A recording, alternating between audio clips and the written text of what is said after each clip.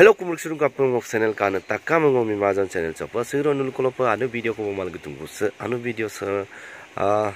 জলমিত্র লখিমপুর জিলার অন্তর্গত দুকো কাদৌজি জলমিত্র কুদুদ সিরো ধর্মগত অবস্থান কার্যসূচী হাতত লৈছে সিরো অধমুলো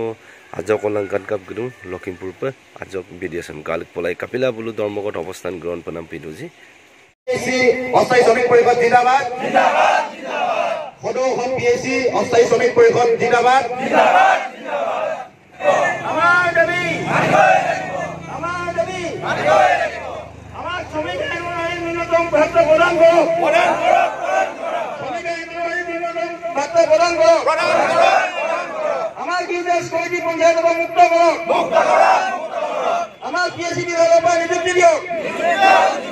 পিএসসি বিভাগের উপর নিযুক্তি দিও আমার পিএসসি বিভাগের উপর দরমহা দিও আমার জীবনের নিরাপত্তা দিও আমার পরিবারের সুরক্ষা দিও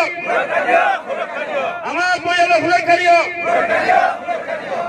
আমার নিযুক্তি পাবলৈ থাকি যোৱা সকলক নিযুক্তি দিও আমাৰ শ্ৰমিকেৰ ন্যূনতম মজুৰি প্ৰদান কৰক ইউজা কমিটিৰ পৰা আমাৰ মুক্ত কৰক আমাৰ জীৱনৰ নিৰাপত্তা দিয়ক আমাৰ জীৱনৰ নিৰাপত্তা দিয়ক আমাৰ পৰিয়ালৰ সুৰক্ষা প্ৰদান কৰক আমাৰ মৃত সতীৰ্থসকলক ক্ষতিপূৰণ দিয়ক আমাৰ দাবী আমাৰ দাবী আমাৰ দাবী জয় অসম জয় অসম আৰু আমাৰ দাবী পূৰণৰ বাবে আমি ইতিমধ্যে আমি আন্দোলন কাৰ্যসূচী গণতান্ত্ৰিক আন্দোলন কাৰ্যসূচী লৈ আছোঁ। এতিয়া যোৱা 3 তাৰিখৰ পৰা আমাৰ কাৰ্যসূচী চলি আছে। আমি কৰ্মবিৰতি আছোঁ। গতিকে সকলো আমাৰ সতীৰ্থ বন্ধুক আমি ধন্যবাদ জনাইছোঁ এই কাৰ্যসূচীত সকলোৰে বাবে সহায় সহযোগিতা কৰাৰ বাবে। আৰু আজি এই কৰ্মবিৰতি লগত অৱস্থান ধৰ্মগত আমি যি আজি কাৰ্যসূচী লৈছোঁ এই কাৰ্যসূচীত আমি চৰকাৰক বুজাই দিব খুজিছোঁ যে সদৌ অসমৰ আমাৰ জলমিত্ৰসকলে একেলগে আছোঁ, একগোট হৈ আমাৰ প্ৰাপ্যৰ কাৰণে আমি যুঁজি আছোঁ। আৰু আপোনালোকে গম পাই আমি জেজেএমৰ জলমিত্ৰসকল অহা আগৰ পৰা জেজেএম আহিছে 2019ত।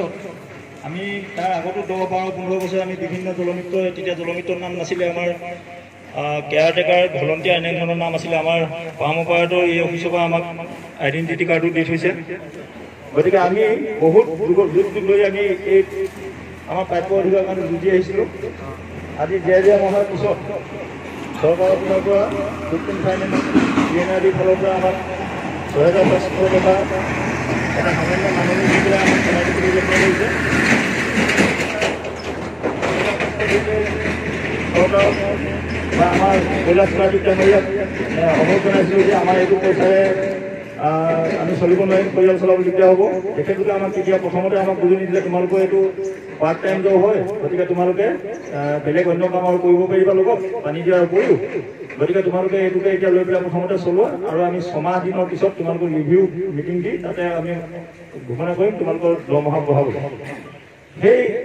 6 মাহ গুচি আজি 2 বছৰ পাৰ হ'ল, কিন্তু 3 বছৰ হৈ দিলে। এতিয়া কোনো অগ্ৰগতি নাই, আমাক কোনো ধৰণৰ আৰু পাৰিশ্ৰমিক বঢ়োৱা বা দৰমহা বঢ়োৱাৰ ব্যৱস্থা নাই। আৰু আমি তেওঁলোকক যেতিয়া ধৰোঁ তেওঁলোকে আমাক বাৰে বাৰে ক'বলৈ যায় তোমালোকে আমাৰ চৰকাৰৰ মানুহ নহয়, ইউজাৰ্ছ কমিটি মানুহ, গতিকে তোমালোকক আমি চৰকাৰী তেনেকুৱা একো সহায় কৰিব নোৱাৰোঁ। কিন্তু আজি যেতিয়া আমি আমাৰ প্ৰাপ্যৰ কাৰণে মিনিমাম ৱেজৰ কাৰণে আমাৰ স্কিল ৱৰ্কাৰ যিটো মিনিমাম ৱেজ চৰকাৰী ৰুল মতে আমি দিবৰ কাৰণে যেতিয়া আমি দাবী জনাই পেলাই আমি আন্দোলন কাৰ্যসূচী ঘোষণা কৰিছোঁ, তেতিয়া কি কৰিছে বিভিন্ন জেগাত আমাৰ এছঅ'সকলে আৰু আমাৰ বিভিন্ন জেগাত আমাৰ ইউজাৰ্ছ কমিটি প্ৰেচিডেণ্ট ছেক্ৰেটেৰীবিলাকে আমাৰ বন্ধু বান্ধৱীসকলক চৌকজ নটিচ দিছে, কাৰণদৰ্শক জাননী দিছে। এতিয়া কথা আমাৰ প্ৰশ্ন হ'ল, যোৱা পৰহি দিনাখন, যোৱা 3 তাৰিখে 4 তাৰিখৰ দিনাখন শেহতীয়াকৈ আগৰখিনি কথা আমি বাদেই দিলোঁ, শেহতীয়াকৈ যোৱা 4 তাৰিখৰ দিনাখন নলবাৰীত আমাৰ বিভাগৰ মন্ত্ৰীয়ে স্পষ্ট ভাষাত খোলা মঞ্চত কৈছে যে তোমালোকে আমাৰ মানুহ নহয়, তোমালোকক আমি কোনো কাৰণতে সহায় কৰিব নোৱাৰোঁ, তোমালোকে ইউজাৰ্ছ কমিটি মানুহ। যদি আমি ইউজাৰ্ছ কমিটি মানুহ হয় আপোনালোকৰ পাব্লিক হেল্থ ডিপাৰ্টমেণ্টৰ মানুহ নহয় তেতিয়াহ'লে আপুনি চৌকত ল'বলৈ ক'ত অধিকাৰ পালে আমাক চৌকত বিচাৰিবলৈ আপুনি অধিকাৰ ক'ত পালে আপুনি মোক পইচা দি থকা নাই দৰমহা দি চলাই থকা নাই আপুনি আমাক এপইণ্টমেণ্ট দিয়া নাই বিভাগৰ পৰা তাৰপিছত আপুনি আমাক চৌকত বিচাৰি তেনেকুৱা অবান্ধৱ কথা মই কাম কৰি আছোঁ PNRDৰ পৰা পইচা লৈ পেলাই আৰু আপুনি মোক চৌকত বিচাৰিছে পাব্লিক হেল্থৰ পৰা গতিকে আমি বাৰে বাৰে অনুৰোধ জনাই আছোঁ আমি বহুত আন্দোলন কাৰ্যসূচীও লৈছোঁ যে আমাক পাব্লিক হেল্থৰ পৰা এংগেজমেণ্ট নহয় এপইণ্টমেণ্ট দিয়ক আৰু পাব্লিক হেল্থ ডিপাৰ্টমেণ্টৰ পৰা আমাক মিনিমাম ৱেজ দিয়ক আমাক এজন দক্ষ শ্ৰমিক হিচাপে আপোনালোকে গঢ়ি আনিছে ITI প্ৰশিক্ষণ দি পেলাই তাৰপিছতো আপোনালোকে আমাক এতিয়া এই 6550 পতান দি চলাবলৈ যত্ন কৰিছে আজিৰ দিনত আমি যদি এজন অৰ্ধদক্ষ বা দক্ষ শ্ৰমিকক আমি যদি কামত লগাওঁ তেতিয়াহ'লে আমি কমচে কম 500 পৰা 600-700 টকা আমি হাজিৰা দিব লাগে আৰু অসম মুলুক এনেকুৱা মুলুক আমাক আমি দক্ষ শ্ৰমিকক প্ৰশিক্ষণপ্ৰাপ্ত এজন ব্যক্তিক বনোৱা তেখেতলোকে কি কৰিছে 200 টকা হাজিৰা দি পেলাই চলাবলৈ যত্ন কৰিছে গতিকে এনেকুৱাটো কোনো হ'ব নোৱাৰে এই মিনিষ্টাৰ মন্ত্ৰী MLA সকলো তেখেতলোকো ভলণ্টিয়াৰ আমিও ভলণ্টিয়াৰ তেখেতলোকৰ মতে আমি ভলণ্টিয়াৰ তেখেতলোকৰ দৰমহা 2 লাখ 2.5 লাখ 1,60,000 ওপৰত আছে সকলো আৰু আমি ভলণ্টিয়াৰ কি কৰি আছোঁ আমি দিনে নিশাই ডিউটি কৰি পেলাই এই পাৰ্ট টাইম জব কৰিব বুলি কওঁতে আমি এতিয়া পাম অপাৰেটৰ আমি এতিয়া আপোনাৰ ইলেক্ট্ৰিচিয়ান আমি প্লাম্বাৰ আমি সকলো কাম আমি কৰিব লাগে চকীদাৰো আমি ইমান 4-5টা ডিউটি আমাৰ পৰা অকলে কৰোৱে আমাক প্ৰধান দি পেলাই চলাই থাকিবলৈ এতিয়াও যত্ন কৰি আছে গতিকে আমি এনেকুৱা বঞ্চনা আমি সহ্য কৰি থাকিব নোৱাৰোঁ আৰু আমাৰ পৰিয়াল আমি চলিব লাগিব আৰু শেহতীয়াকৈ আজি আমি ইয়াৰ অৱস্থা হৈছে আমি অতি দুখেৰে এটা কথা আমি ক'বলগীয়া হৈছে আমাৰ সতীৰ্থ এতিয়ালৈকে বহু সতীৰ্থ ইতিমধ্যে স্বৰ্গগামী হৈছে শ্বৰ্ট চাৰ্কিট হৈ আৰু আজি শেহতীয়াকৈ যোৱা 3 তাৰিখৰ দিনাখন গোলাঘাটৰ এজন সতীৰ্থ আমাৰ চন্দন বৰপাত্ৰ নামৰ এজন সতীৰ্থ অন ডিউটি শ্বৰ্ট চাৰ্কিট হৈ 3জন সতীৰ্থ শ্বৰ্ট চাৰ্কিট হৈ চন্দন বৰপাত্ৰ পৰলোক প্ৰাপ্তি হয় আজি আমি তেখেতৰ আত্মহত্যাৰ বাবে ইয়াত মনো প্ৰাৰ্থনা কৰিবলগীয়া হৈছে আৰু তাৰ উপৰিও আৰু 2জন আমাৰ সতীৰ্থ মেডিকেলত ভৰ্তি হৈ আছে গুৰুতৰভাৱে আহত হৈছে সেই একেটা ঘটনাতে আকৌ এতিয়া আজি যোৱা ৰাতি আমাৰ লখিমপুৰ আমাৰ তেলাহী পঞ্চায়তত তিনিহতি TWSত কৰ্মৰত বিপুল সুন্দৰ ডাঙৰীয়া পৰলোক প্ৰাপ্তি হৈছে গতিকে আমাক চৰকাৰে সদায় আগ্ৰহ কৰি আছে সদায় কৈ আছে তোমালোকক ইঞ্চুৰেঞ্চ দিম তোমালোকক হেল্থ ইঞ্চুৰেঞ্চ দিম আপুনি মেডিকেল বেনিফিট চব দিম সেইবিলাক প্ৰস্তাৱ লৈ থৈছে এতিয়ালৈকে একো নাই হোৱা আমি বাৰে বাৰে গৈ পেলাই তাত যাওঁ আমাৰ এই মানুহকেইজন ঢুকাইছে কি ব্যৱস্থা বোলে এতিয়ালৈকে একো হোৱা নাই আমি পিছতে কৰিব পাৰিম বাৰে বাৰে আমাৰ মানুহ মৰি থাকিব বাৰে বাৰে আমাক এনেকুৱা প্ৰতাৰণা কৰি থাকিব এনেকুৱা কথা হ'ব পাৰে নেকি এপিনে মুখ্যমন্ত্ৰীয়ে 1 তাৰিখে ঘোষণা কৰিব আমাৰ কাৰণে বৃহৎ ঘোষণা কৰিব বুলি বৰাকত তেওঁ ঘোষণা কৰি থৈছে আমাৰ বিভাগৰ মন্ত্ৰীয়ে যে অহা জানুৱাৰী মাহৰ 1 তাৰিখত তোমালোকৰ বাবে আমাৰ মুখ্যমন্ত্ৰীয়ে বৃহৎ ঘোষণা কৰিছে কিন্তু ফুটুকা ফেন সেইদিনাখন বহুত ঘোষণা কৰিলে কিন্তু আমাৰ জলমিত্ৰ এটা শব্দও তেওঁ মুখত নল'লে এতিয়া চাওক শেহতীয়াকৈ ৰান্ধনীসকলে অংগনবাড়ী কৰ্মীসকলে আশা কৰ্মীসকলে আন্দোলন কৰিলে তেখেতলোকক সুফল পালে তেখেতলোকক এতিয়া 1,000-1,500 পোৱা মানুহক 6,000 দিছে চবকে দৰমহা বঢ়াই এতিয়া সিদ্ধান্ত কৰিছে কিন্তু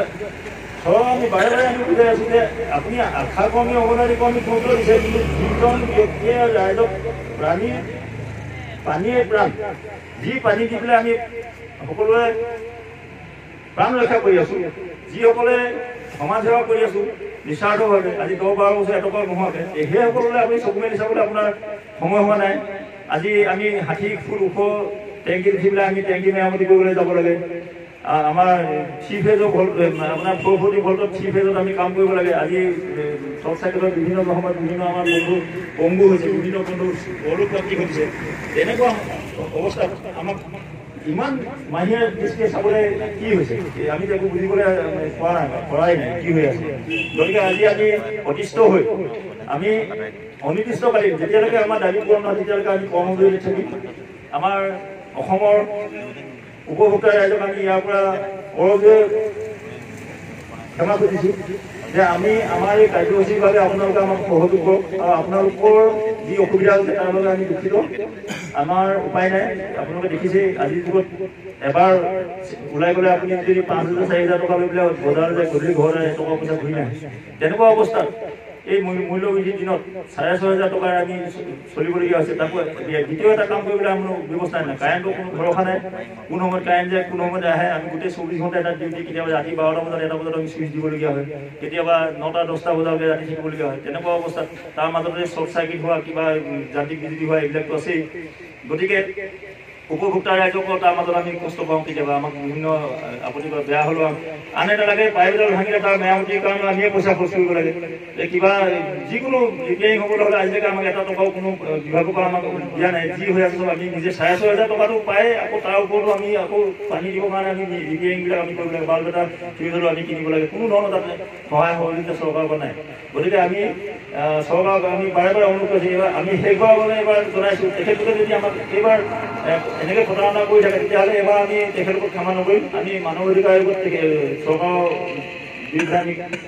মোকৰ্দমা কৰিম। তাৰ বাবে আমি আগতীয়াকৈ জনাইছোঁ, পিছত আমাক দুখ দিব নোৱাৰিব। আৰু আমি যি দাবী জনাইছোঁ আমাক অতি সোনকালে আমাৰ দাবী পূৰণ কৰিবৰ বাবে আমি ইয়াৰ পৰা অনুৰোধ জনাইছোঁ।